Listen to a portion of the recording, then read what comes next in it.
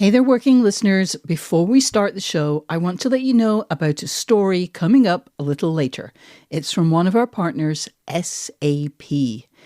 AI comes at you fast. If you don't get reliable and relevant advice, your business might miss out.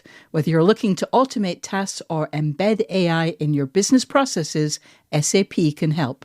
To learn more, head to sap.com/AI and stick around for expert advice on how to embrace AI with confidence. This podcast is brought to you by Progressive. Are you driving your car or doing laundry right now? Podcasts go best when they're bundled with another activity, like Progressive home and auto policies. They're best when bundled too. Having these two policies together makes insurance easier and could help you save. Customers who save by switching their home and car insurance to Progressive save nearly $800 on average. Quote a home and car bundle today at progressive.com. Progressive Casualty Insurance Company and affiliates.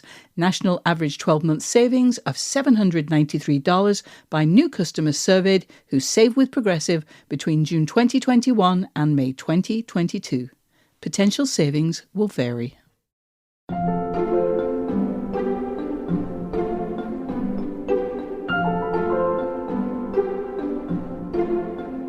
The whole business of writing about a living person is a fraught compromise. I mean, on the one hand, it offers many possibilities because that living person can guide you in all sorts of ways, and you can ask them what they did and what they didn't do. It's completely different from writing about someone who is dead and who can't interfere. Welcome back to Working. I'm your host, Isaac Butler. And I'm your other host, June Thomas. June, who do we have on this week's episode? Well, the lovely voice we heard at the top of the show belongs to Adam Sisman, an eminent biographer, most recently of spy novelist John le Carré, about whom he has published 2 biographies. Not one, but 2. Mm-hmm. Amazing. You know, I feel like it's been quite a long time since we've had a biographer on, so I'm excited to have one on again. What drew you to Adam specifically? Yep, that's right. Back in 2021, Ramon had a fantastic conversation with Heather Clark, author of Red Comet, that fantastic biography of Sylvia Plath.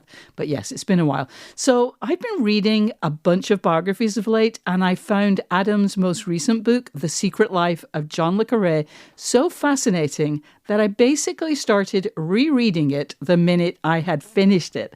That is very high praise because you are a busy, busy woman. And so, you've got one wild and precious life if you're going to spend it reading a book a second time immediately. Exactly. That's incredible. It's a really fascinating book, and it contains a sort of meta-narrative about the challenges he faced writing about le Carré's life. And I just wanted to ask him more about those travails. Am I saying that Working gave me an excuse to do that? I'm not saying it didn't. I mean, that's part of why we do this job is to talk to people who we think are interesting. You know, it's not just for the gigantic paychecks. And I'm guessing, you know, it doesn't take a decade of archival research and extensive interviews to deduce that you probably have a bonus segment for our Slate Plus listeners. Oh, man, do I. So one of the reasons that I love reading books about the writing process, and there are some really great ones by biographers, is, well, they take you behind the curtain. But sometimes you still want to know more. And this was the case when Adam talked about taking international trips to do interviews when he was in research mode for his Le Carré books. And he mentioned having made 4 separate trips to Germany in the course of 1 month. And I just wanted to know why those trips were necessary. What was he doing? Who was he talking to? Like, what was the purpose? So I asked him about that. I also asked him if he could have achieved the same benefits from a Zoom call, since now that is much more widely available. Could this meeting have been an email of the nonfiction writer's process? Exactly. That sounds great. I love that you're getting that into the nitty gritty. And if you are a Slate Plus subscriber, all of that will be waiting for you at the end of this week's episode. If you're not a Slate Plus subscriber, I'm just going to take a quick moment to pitch you on subscribing to Slate Plus, which I really think you should do. I subscribe, even though I'm an employee of this podcast. You get bonus segments of shows like this one. You get bonus full episodes of shows like Slow Burn and Big Mood, Little Mood. You get full access behind the paywall of our mothership site at slate.com. And you get to sleep a little bit easier at night knowing that you've done everything you can to support what we do right here on Working. You can go to slate.com/working plus today to sign up. All right, now let's listen in to June's conversation with Adam Sisman.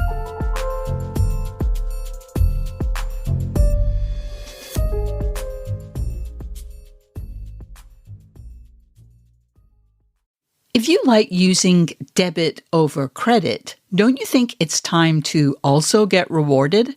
Well, now you can with Discover Cashback Debit. It's a checking account that rewards everyone with cashback on everyday purchases. Plus, you're not charged any account fees, period. Whether you're moving, starting a new job, or headed into that next stage of life, whatever it is, Discover Cashback Debit is for everyone. Check out eligibility and terms at discover.com/cashbackdebit. Discover Bank, member FDIC. Adam Sisman, welcome to Working. I'm very excited to learn about your creative process. Well, I hope I can give you some interesting material. Adam, I wanted to have you on the show because, like many people, I love to read biographies, and you have written some excellent ones. Among others, you've written about the historians A.J.P. Taylor and Hugh Trevor Roper, the OG biographer James Boswell, and most recently, the spy novelist John le Carré, twice. We'll talk more about your le Carré books in a bit, but first, I'd love to know what drew you to biography. Well, like a lot of things in my life anyway, and perhaps in everybody's life, it was rather by accident. I started my working career as a publisher. I'd always really wanted to be a writer of some kind. That was what I dreamt about even at school, but I didn't know what to write, and my attempts at writing fiction or poetry were dreary beyond belief. And I knew I didn't really have it in me, I think, to write fiction. And then I found myself at a stage in my career. I'd been working as an editor for quite a long time, maybe 15 years, and seen how other people wrote. And suddenly I didn't have a job anymore. And I was casting around for things to do. And I thought, well, why don't I write a biography of A.J.P. Taylor, who had just died? In fact, it was quite a funny story, really, because I thought, well, how do you go about writing a biography? And I thought, well, I suppose you get in touch with the estate. In his case, his widow, who I knew lived actually quite close to where I lived in North London. And I thought, well, how do I contact her? And then I thought, well, I know someone who knew him, who used to go and visit him in a nursing home in his last few years, who was a military historian called M.R.D. Foote. And so I rang him up, and before I could say why I was ringing, he said, Adam, I can't talk now. This is how he talked. I'm just off to meet A.J.P. Taylor's prospective biographer. And I said, but Michael, I want to write A.J.P. Taylor's biography. Can't talk now, bye. So that was my start. And it was a bit dispiriting. But in fact... Yes. In fact, I did subsequently get to meet Taylor's widow, who turned out to be a nice Hungarian lady called Eva. And she was willing, rather kindly, to allow me as a complete novice to write his biography, which I proceeded to do. And I was still doing other things. I mean, this wasn't my main form of subsistence, but it did get me established, and it did make it much easier after that to write other books. Well, I have to say, one of the things that seems clear to me is that you it may not seem that way to you, but that you seem to be very efficient. One of the things that clearly happens, especially with biographies, I think, is that some people get lost. Even if they've written biographies before, some biographies, they get a little out of hand, but you've always been very efficient. Does it seem that way to you? Not at all, no. I do think, though, that one advantage of having been an editor for so many years was there's several advantages. One was a sense of the market and what people are interested in and what they're not interested in. And another is a sort of desire to cut to the chase, not to be led by your research, which I think, unfortunately, an awful lot of academic writers are. The more work they've had to do to find a piece of information, the more reluctant they are not to publish it. Right, exactly. I try, one of the things I try to do is to write serious books which are, as good as those written by academics, but to write them in a way that will appeal to as wide a possible audience. And I'm, in a way, more happy when, let's say, a normal person enjoys one of my books, or just as happy as when a learned professor. I am now a learned professor myself, I say that with a bit tongue-in-cheek. But for example, I remember when I wrote my Hugh Trevor Roper book, being enormously flattered to get a message from a New York yellow cab driver who wrote to me saying, I'd never heard of this guy, I've never read about a British historian before, but I read your book and really enjoyed it. And I thought that was marvellous. I was so pleased. And that's the sort of thing that I aspire to and maybe don't always achieve, but, I'm very pleased if that happens. That's wonderful. All right, let's get to Le Carré. I was going to beat around the bush a bit more, but I can't do it.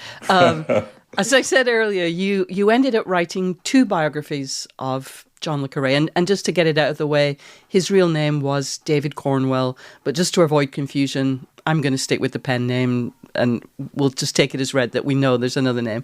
I've heard you say in interviews that initially you wrote to him to say you were interested in his being the subject of your next book.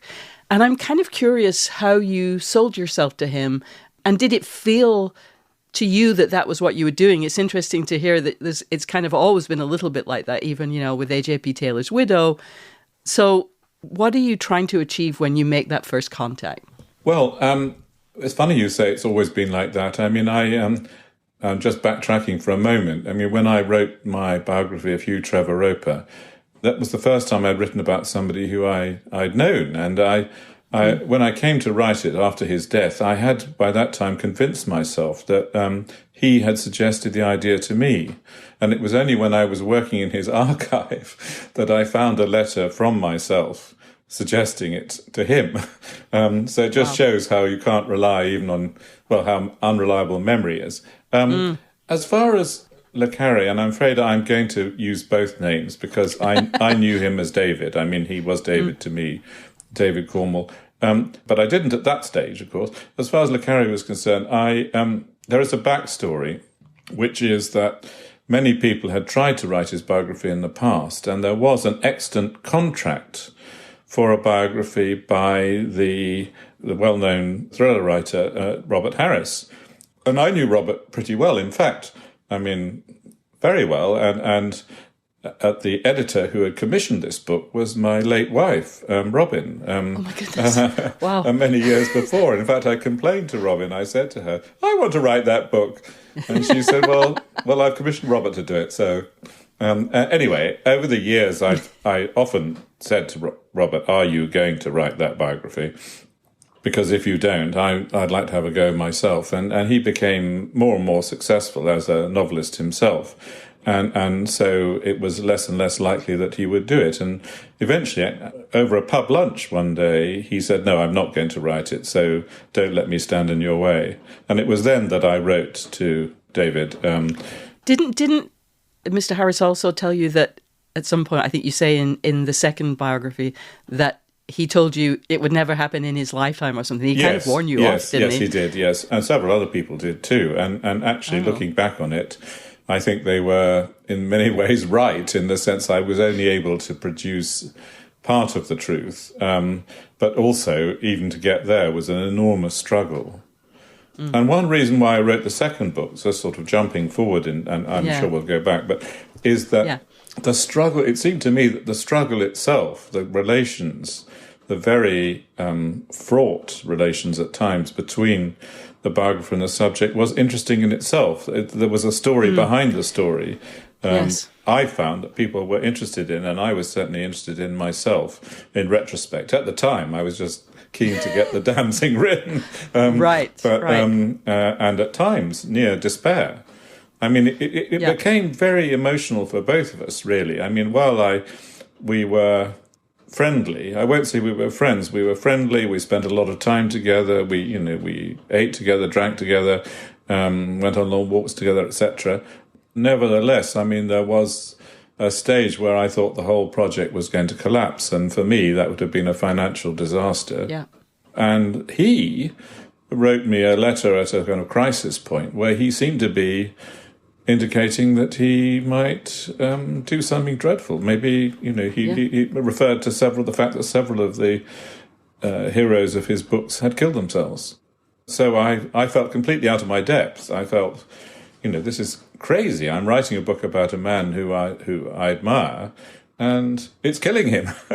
Well, and there was so much on the line for you, and yes, clearly he had, not to make light of the sort of veiled threats or maybe even subfusked threats, but there was more on the line for you in a sense than for him. His reputation obviously mattered to him, but he had lots of money. It was, I don't know. I feel like I'm being a little crass, but no, you're absolutely right. No. I mean, the stakes were very high.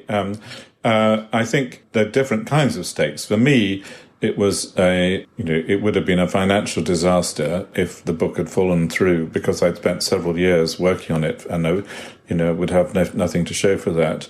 For him, it would probably have been a relief in some ways, although damaging to his reputation. So he was more worried about publicity, and I was more worried about publishing. We were pulling in opposite directions, really. Yeah. We'll return with more of June's conversation with biographer Adam Sisman after this.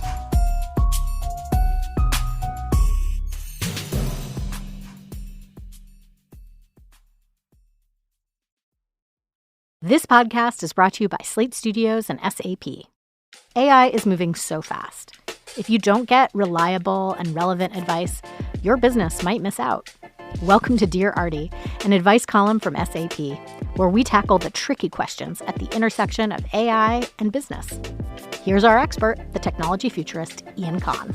Hi, I'm excited to dive into today's question. Dear Artie, the supply chain has been a friend and foe to my company. Can AI make us more resilient? Signed, Supply Chained to Uncertainty. Hey Supply, here's how AI in the supply chain can help. AI can massively automate data analytics and understand the movement of your goods.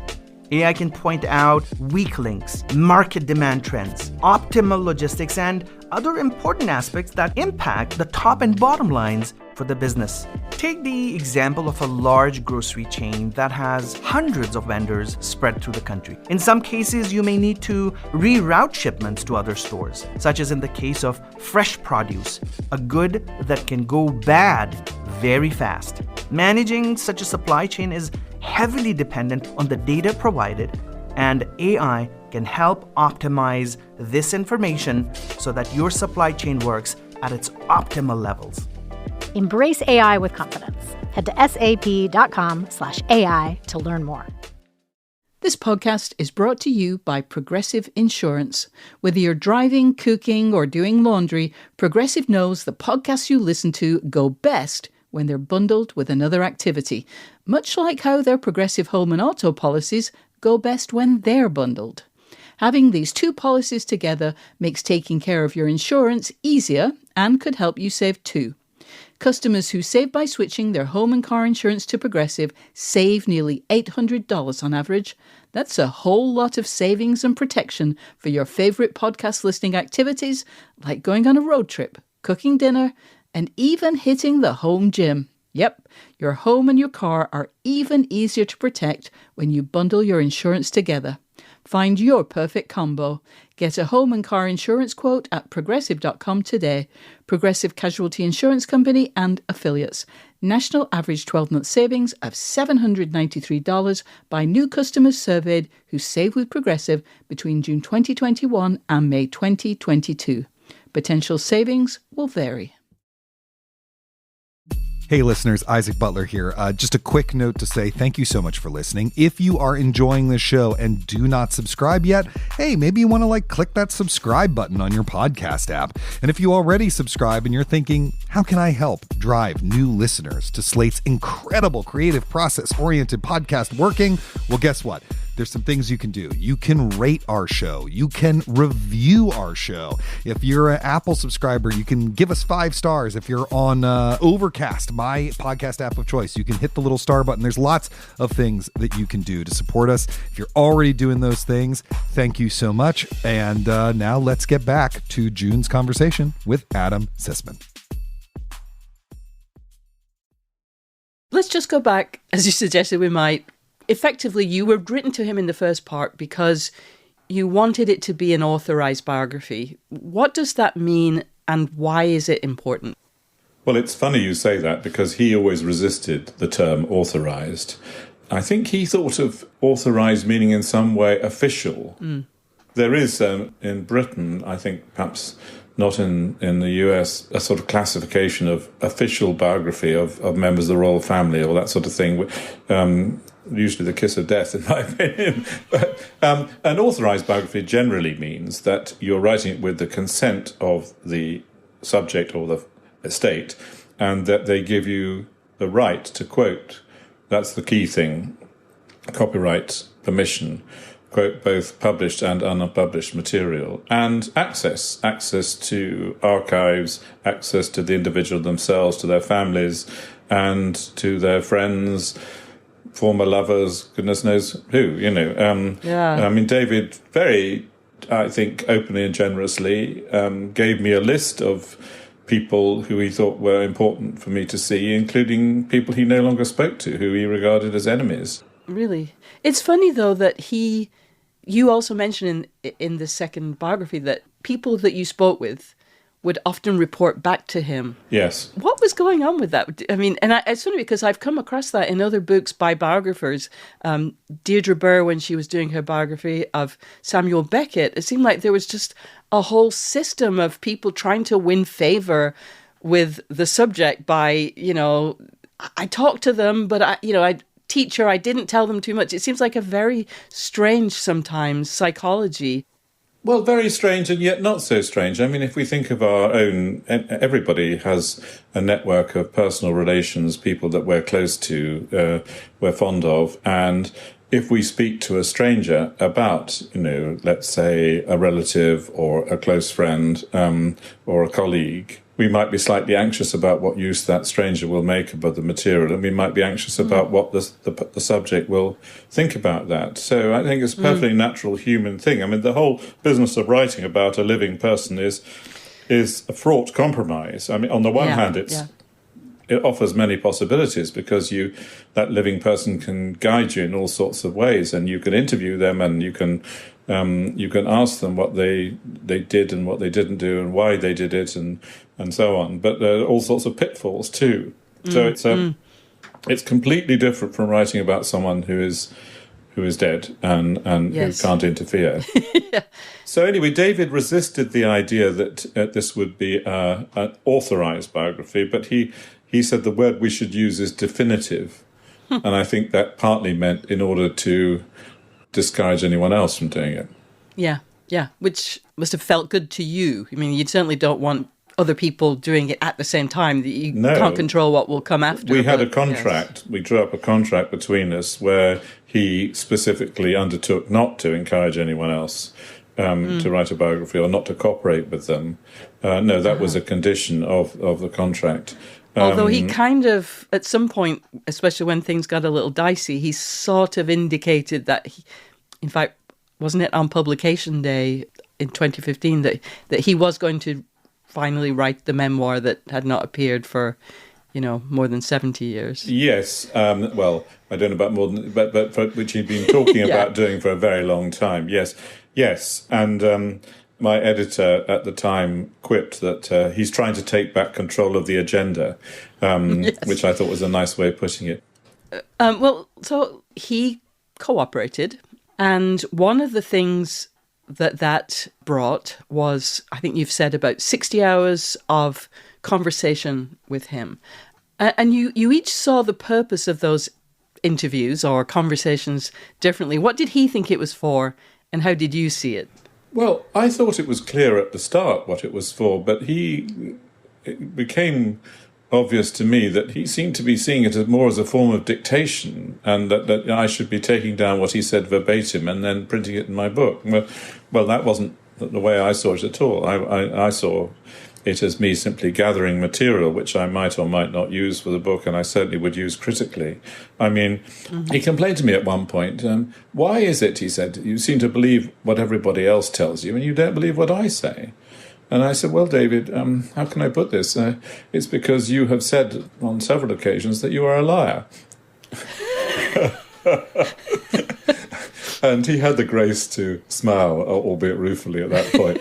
I mean, it was a sort of strange business. The whole thing was very strange. I mean, in some ways, it was a very intimate relationship, although it wasn't really a friendship, as I say, and I had to pinch. Sometimes we had a lot of fun together and quite a lot of laughs. He said to me at another point, I know it's supposed to be warts and all, but it seems to be all warts and no all. I thought that was great line. Yes, I thought it was very clever. Well, of course, he's very good at great lines. Right. I mean, everything I wrote about him in both books should be seen in the context of my thinking of him as a serious and important writer. Not, I think some books are better than others, and I think the more recent books are not so good, and in fact some of them very feeble. But I think you should always judge a writer by their best books, and I think his best books are very good indeed. Yeah. So you would see him in London, but he also had a sort of redoubt in Cornwall where he would go to write, but he also, I guess, had his archive there. What was the archive? I mean, what did it look like? What was in it? And how helpful was that? So I was greeted by David's wife, Jane, who showed me to a garage in which there were masses of boxes and filing cabinets with stuff more or less arranged, some of it quite well arranged, but some of it less well arranged.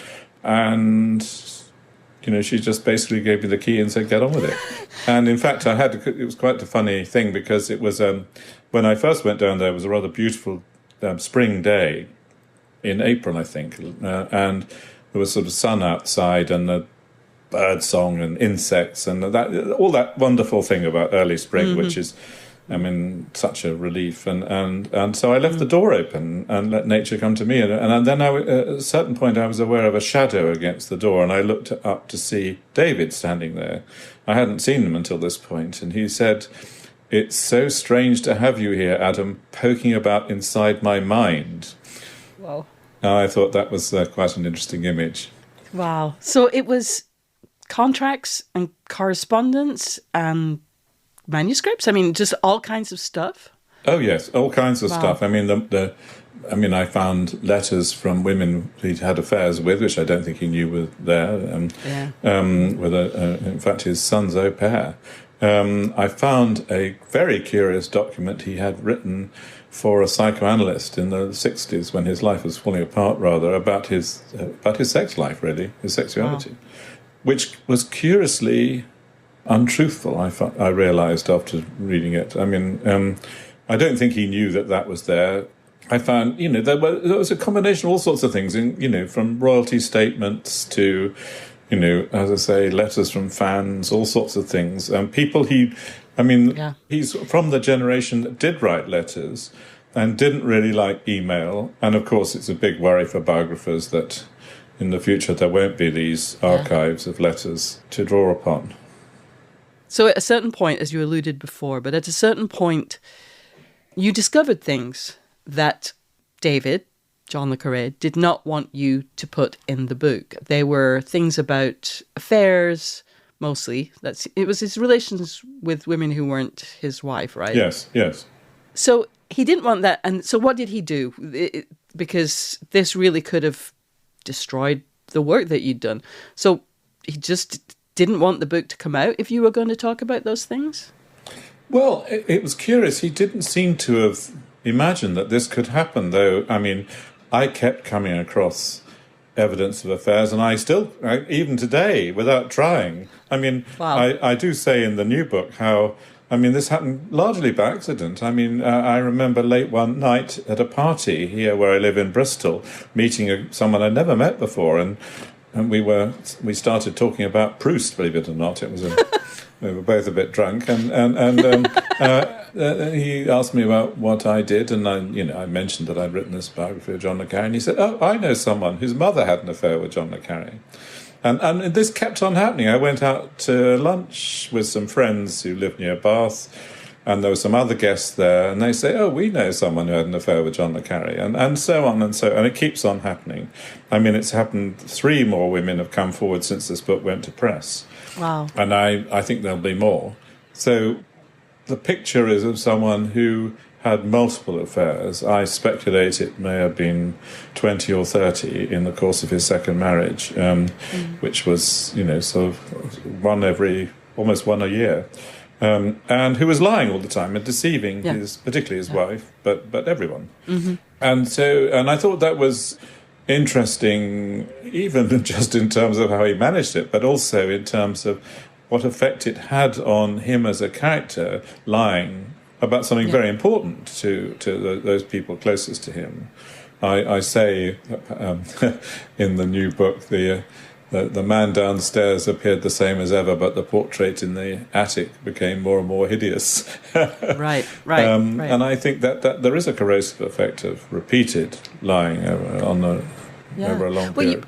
One thing that surprised me, though, is that you said, this is a quote from The Secret Life of John le Carré, "I was not especially interested in David's private life per se, though I could scarcely ignore the fact that betrayal was a recurrent theme in his work. And I have to say, I'm surprised that you weren't interested in his private life. Why is your subject's private life less interesting to you than their public persona?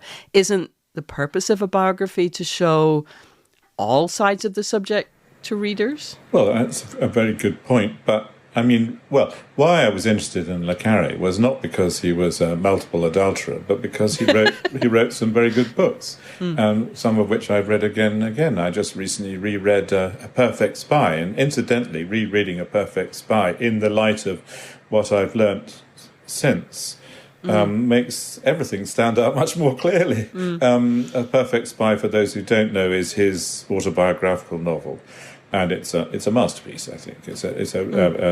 Philip Roth described it as the best English novel since the war. Wow. So, what does it matter about a writer whether they sleep with one person or several dozen? In a sense, it doesn't matter at all. Do we care how many mistresses Byron had?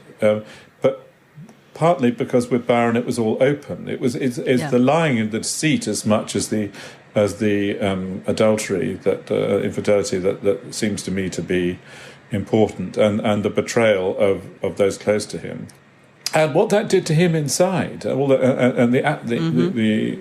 because I think he was tormented about it. I think he felt himself to be a very damaged person, and he was full of self-loathing. Yeah. Well, so can you talk us how you effectively decided that there would be 2 biographies? Well, I suppose the simple answer, that's a long answer, not too long for this interview, and a short answer. The long answer is probably in the book, but the short answer is that at a certain stage, he was finding the whole thing very difficult, and he suggested that his eldest son, Simon, talk to me on his behalf. And Simon came down to Bristol, to the house that I'm talking to you from now, and sat in this very room, actually, and we talked all day. And Simon said, "Why don't you keep a secret annex for future publication? And you can publish what you can publish now and publish the secret annex after David's death." And that essentially is what I decided to do. I mean, it's a bit more complicated than that, but that is that was a compromise between my needs and his needs. I'm curious, again, to get into the sort of the specifics of how you did it. Were you reporting the secret annex while he was still alive? even knowing that it would only be published after his death, or did you? Well, I tried not to hide anything from him, so that, for example, when I met a woman with whom he had an affair, I told him, but I didn't, go out of my way to tell him everything I was thinking. I just thought I should be straightforward with him in a way that he wasn't always straightforward with me. But in fact, I remember a conversation with the great Bob Gottlieb. Bob Gottlieb, for those who don't know, has been described as the greatest editor of the second half of the 20th century. He was a chief editor at Knopf for many years, and he was David's editor for many years. And Bob, who alas died last year, said to me that when he met David, he realized this guy is much smarter than me, and if I'm not very careful, he's going to run rings around me. So what I'm going to have to do is be entirely straight with him and hope that, we can somehow work through it that way. And I tried to do the same, really. I tried to adopt Bob's recommendation. Mm-hmm. Adam Sisman, it has been so much fun and so fascinating to talk with you. Thank you for sharing some of your creative process with us. Well, I've enjoyed it very much. Thank you.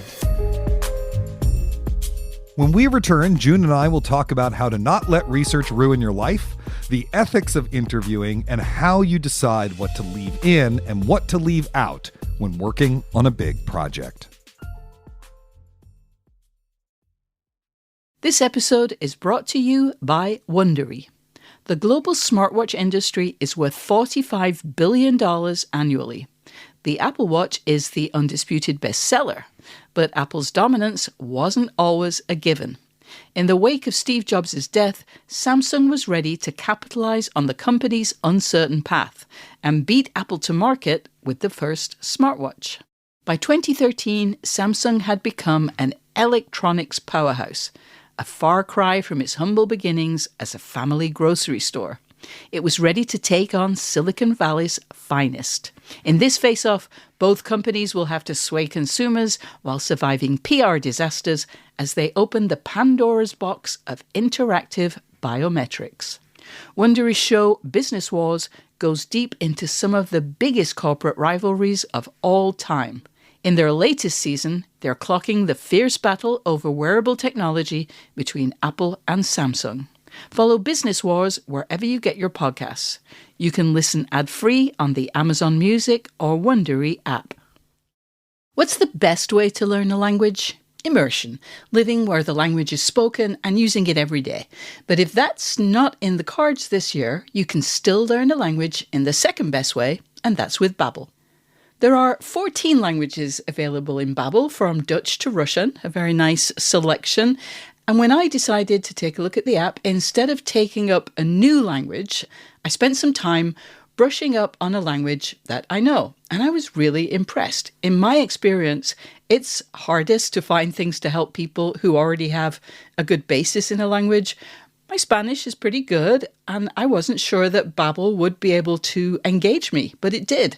There were conversational topics that I could actually see myself using in discussion with friends, and the vocabulary was genuinely useful. I like the variety. There's speaking, vocabulary flashcards, writing. I'm a convert. Babbel's quick 10-minute lessons are designed to help you start speaking a new language in as little as 3 weeks. Babbel's tips and tools are approachable, accessible, rooted in real-life situations, and delivered with conversation-based teaching, so you're ready to practice what you've learned in the real world. Babbel has over 10 million subscriptions sold, plus all of Babbel's 14 language courses are backed by their 20-day money-back guarantee. Here's a special limited-time deal for our listeners. Right now, get 55% off your Babbel subscription, only for our listeners, at babbel.com/working. Get 55% off at babbel.com/working, spelled BABBEL.com/working. Rules and restrictions may apply. June, I just wanted to say thank you for that fascinating and informative conversation. I've read a few Le Carré books, including A Perfect Spy, which I agree is kind of a work of deranged genius. I have not read either of Sisman's biographies, but I'm very excited to check them out now. I kind of wish I had had this episode to listen to when I wrote The Method, because that book was conceived of as a biography of an idea. And so the biographer's process was very interesting to me and still is. I loved this point that he made about avoiding getting trapped in the whirlpool of research. I'm sure this is true for you. It's true of me. Research is really fun. Yes. That detective part of it, of digging in archives and interviewing people and finding something in one book that you suddenly realize connects to something small in another. Oh, it's so good. But research is not the story. The story is the story. And you can get so addicted to the hunt that you think of something that's hard to find as more worthy, even when it isn't necessarily. And that's particularly true. And I really appreciated this second point. If you know that the kind of work you're doing is for a general audience, right? He wants to do scholarly, rigorous work, but for a general audience. And just having that clarity of purpose, I thought was really, really important. Absolutely. That's totally crucial, right? I mean, I'm not a tattoo getting kind of person, but I want to get a Sharpie now and kind of write those words on my monitor bezel, the chin of my computer here. If you can keep the audience in mind and remember that mainstream audiences really do not want and certainly don't need to know what your subject had for dinner on, Thursday, February 8th, 2024, I think you're less likely to get lost in the minutiae. Yeah, I think that's really interesting because it's a particular challenge of the biographical field, because we expect to a certain extent the first major biography of a subject, or if you're saying this is a major biography of the subject, it has to be a doorstop, right? Yeah, but 20, 30 years ago, there were lots of great biographies that were 300 pages long. Yeah. Like I've read a bunch of biographies by Patricia Bosworth, who wrote a great one of James Dean, and a great one of Montgomery Clift, great one of Marlon Brando. And she was part of the Actors Studio. I think the longest one of those is 350 pages long. It doesn't always have to be like everything about the person's early childhood if their childhood is not actually important to their story. True. Yeah. Fully agree. I'm glad. More short biographies. Few of us are in the situation where we're writing a book whose subject is routinely contacting us and telling us I might kill myself, right? That is not a thing that I think we've all gone through, but anyone who works with living subjects knows that those relationships can be really fraught. Maybe the most famous quote about this, in maybe the most famous book about this, comes from Janet Malcolm in The Journalist and the Murderer. It's clarion call of an opening line, which is, every journalist who is not too stupid or too full of himself to notice what is going on knows that what he does is morally indefensible. And what she means there is that the psychodynamics of interviewing are so fraught, but the journalist has final control over the work that emerges from that interview, even though two people enter the interview, one person emerges, right? And that's why it's indefensible. Look, I love that book. I've read it 5 times. I have taught it. Janet Malcolm is someone I idolize. She's one of my favorite writers, but having now conducted hundreds of interviews and written many, many pieces based on interviews, I have to say, I actually think she's completely full of shit. And that quote is mostly about her own feelings about being sued for libel while she was writing that book. You've done a lot of interviews. Your new book has a lot of interviews in it. Am I wrong? Is what I do totally indefensible? Oh, I'm not going to talk about you, Isaac, but I got to say, I am also a repeat consumer of that book. I love it, but I have to say, I think it depends. Or rather, the question of defensibility rests with the ethics of the interviewer. It's not intrinsic to the act of interviewing. I mean, without getting too deep into the weeds of The Journalist and the Murderer, I will note that the subject of the book, writer Joe McGinnis, really did mislead accused murderer Jeffrey MacDonald in order to gain access to MacDonald and his defense team so that he could write a book about them. And, I get it that Janet Malcolm certainly didn't help her case by using some very ethically questionable techniques herself. But at base, an ethical journalist or writer will not mislead the person whose cooperation they want to get. They won't misrepresent what anyone says. They will stick to whatever agreements they made as to attribution, all of that. So it certainly doesn't have to be, right? Yeah, no, I agree. I think that, I don't know, you do need to keep in mind that people are trusting you with their stories. right? Yes, absolutely. And that may be that they're trusting you with their stories, and ultimately you're going to say something that they don't like. That is okay. The ethics of it does not mean you have to only make them look good or whatever. Right, it just right. means, you have a duty to the truth, and you have a duty not to misuse or mistreat people, at least to me. Yeah. But I mean, Yeah. but let's talk a little bit more specifically as craftspeople of the interview, maybe, how should one approach the complex dynamics that emerge between interview subject and interviewee? And I also want to say, there's lots of fields other than writing where you're interviewing people, right? Absolutely. I mean, interviewing absolutely. is a part of research. I know artists in almost every field do interviews as part of their research, whether they're poets or painters or composers or anything. Interviews are vitally important. So it's not just about us. Yeah, and outside of the arts, a lot of people have to write reports for work. How do you write those reports? You ask people, or people do user interface, design. They talk to people who use their software. So we're all talking to people. I won't deny that it's a slippery slope. When you reach out to someone to ask for their cooperation with a biography, for example, that's a big ask. And you've surely put in a bunch of work already, whether that's research or time spent reading their work.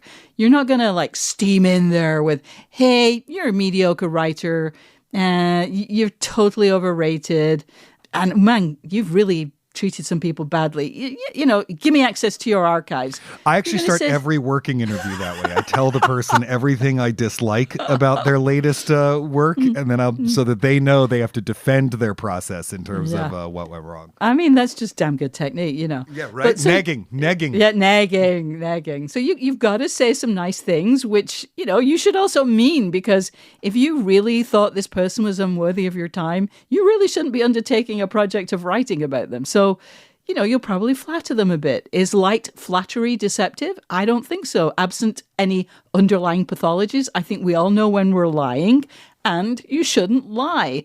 I do think, though, that when you're working with a living subject, there is an obligation to offer them a right of reply if other people from their life significantly contradict their version of events, or, if the research takes you down a path you didn't expect.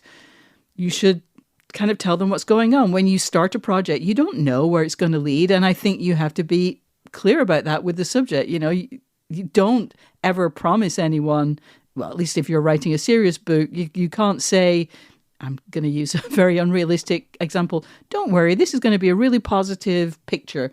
Because what if you find out that they're a mass murderer? Don't make promises you can't keep. And of course, when you're writing nonfiction, just to state the obvious, everything has to be true and unmanipulated, and that includes your interpersonal dynamics with the subject. Yeah, I completely agree. I mean, I will say that on almost every big thing I've written, whether it's a reported out article or a book or whatever, there has been at least one subject I've had a complicated personal relationship with, often because, they want the project to fulfill something that is missing from the actual experience from them, right? Yeah. I'm interviewing them about a partner who's died, right? And so they obviously then the project to them exists as a kind of memorial to that person. And what I can say there is just be sensitive. Just be a sensitive, kind person about it. Do you know what I mean? You don't have to lie to anyone. I'm not saying you have to befriend people and be in their lives after the interview is over or anything, but you can just be kind during the process and be a human being. Being a human being really goes a long way. Yeah. And I also just want to remind people of an episode of Working. I did an interview with Casey Parks, who... Oh, yeah, that's a great episode. She'd written a book, that was based on research. It was kind of connected to her family, but she's a reporter at the Washington Post who often does really long, in-depth pieces. She's written for the New Yorker and so on. And she explained that she says to people at the beginning, there will be some things if you're going to have to trust me, and some things will reveal that you are not a perfect person, but you know what? Nobody is a perfect person. She just gives them a chance, to not go along with the project.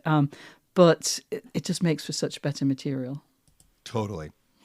I was really fascinated by Sisman's discussion of how he approached Le Carré's, shall we say, prolific affairs, almost as prolific as his novels, right? I mean, he had one a year for 20 years. Yeah. But the quantity of them was not actually what was important. What was important was the impact on his life, the deceit, the self-loathing, the angst, the kind of cycle of them over and over and over again, the kind of compulsory nature of them. It's a good reminder that one thing that is really useful when you're doing a major work over a long period of time is to have your rules for the project, your principles for the project. What is this project about and what is it doing? Whether that's a big work project or a novel or whatever, because you are going to come across shiny, lurid, gems, and you're going to need to ignore them. And it's hard to ignore them, or not ignore them, but, figure out a way to use them that's productive. Yeah. For me with the method, it was, look, the idea is what matters. This is a biography of an idea, and the personal schmata of the people, because there's dozens and dozens of characters in this book, are only important if they actually influence the development of those ideas. And my book is plenty dishy. There's tons of backstage gossip in my book, right? But there's probably an equal amount that I did not put in because it was not actually relevant to the development of the ideas. So I'm just curious, because you have a book coming out. How did you figure out your rules? And did you have them in advance, or did they kind of develop during the revision process, or what? I would say I wish I had a clearer sense of what fit into the book's underlying philosophy and what didn't. I had done a lot of work on the book proposal, and that did give me a basic statement of purpose. Conversations with the commissioning editor had helped me make decisions about the book's scope. But there was still a lot of figuring out as I was going along because, as the title, A Place for Our Own 6 Spaces That Shaped Queer Women's Culture suggests, it takes as its subject 6 separate archetypal locations. I will just repeat them. It's the lesbian bar, the feminist bookstore, the softball diamond, lesbian land, feminist sex toy emporia, and queer destination vacations. Each place gets a chapter, and they are each effectively different worlds. Ultimately, though, for each place, I knew that I wanted people to leave the chapter knowing a lot more about that place, understanding it more, having a sense of its complexities, but also getting a sense of how it fit into the larger picture of lesbian history. I admit, though, that there are a couple of elements that are probably there just because I just fell in love with them rather than because they're essential, but not too many, I hope. And I should say, a few things that are just purely delightful, that's totally fine putting in a big project, right? You don't have to be so rigorous that there's no joy. You got to leave room for joy, because the reader or viewer, if it's a movie or whatever, they can sense the joy of the people making it in the end result, I think. Yeah. And I think once you've read something and edited something however many times, I would not like to count, what you kind of get bored with reading, and that has to go. But if you're still delighted at the end, it should stay, I think. I got to tell you, though, Isaac, okay, my book isn't out yet, but there are galleys, advanced copies that are out in the world with potential reviewers and people who might blurb the book. One blurber said it is, quote, jam-packed with fascinating nuggets of cultural history, movement lore, and gossip, parentheses, the gossip as meticulously documented as everything else, unquote. And I was like, oh my, did I get some gossip in there? Good job me, because I wasn't sure that I had. So I was really, really gratified to read that. Well, that's all the time we have for this week's episode. If you enjoyed it, or heck, even if you didn't, why not sign up for Slate Plus? If you go to slate.com/workingplus today, you will get so many goodies. You'll get full access behind the paywall on the mothership site. You'll get bonus segments on shows like this one. You'll get bonus full episodes of shows like Slow Burn and Big Mood, Little Mood. Go to slate.com/workingplus right now and sign up today. Special thanks to Adam Sisman for being our guest this week, and to our producer, Cameron Drews, who is the secret heart of this podcast. Tune in next week for Isaac's conversation with Amitabha Kumar, author most recently of My Beloved Life. Until then, get back to work.